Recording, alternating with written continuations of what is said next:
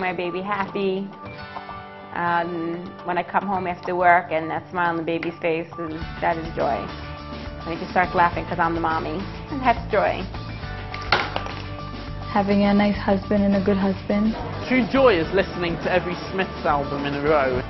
I don't know, I've never experienced true joy. For me, it's like playing video games or hanging out and partying and stuff like that. But then again, what do I know, you know? True joy.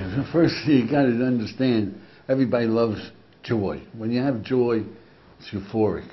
But you got to understand that there's different types of joy. There's true joy.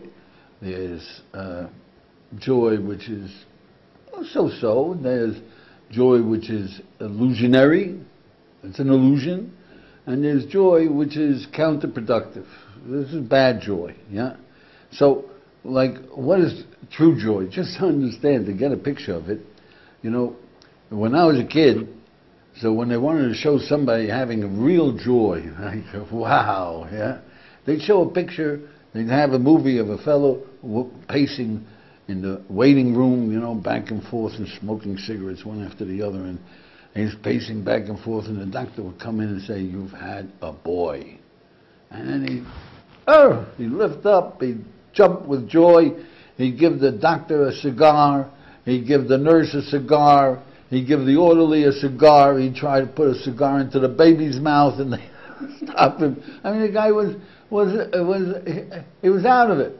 Today, when they want to show a guy who's wiped out, they show a fellow pacing back and forth in the waiting room. He's pacing back and forth, and the doctor comes out and he says, "You've had triplets." And he's out flat on the ground. Yeah? What happened? What happened?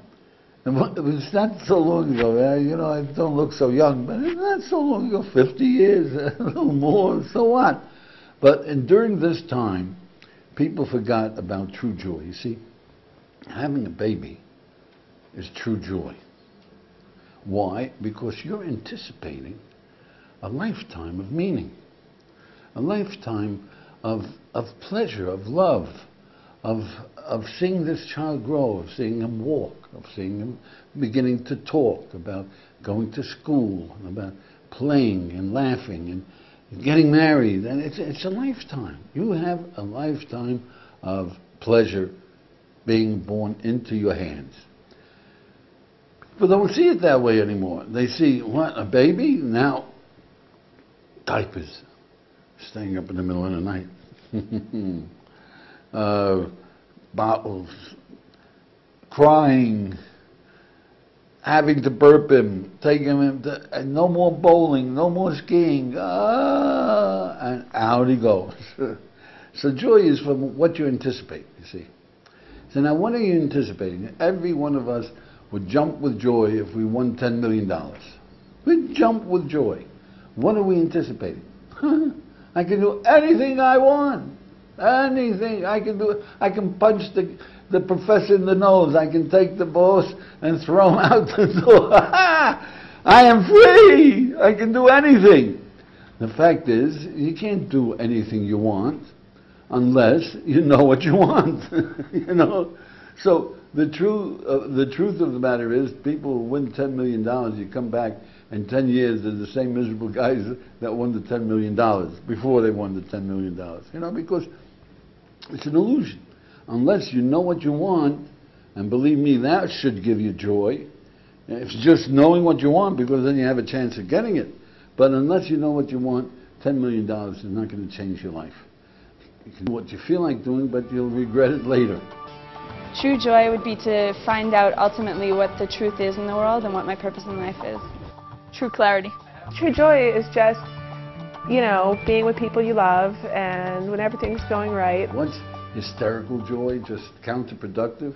You know, the Philadelphia Lakers won the Hockey League. If you guys know what the Hockey League is, they won the National Hockey League championship. And the town went crazy. You know, in the last 50 years, they've been fielding teams and they never won a thing.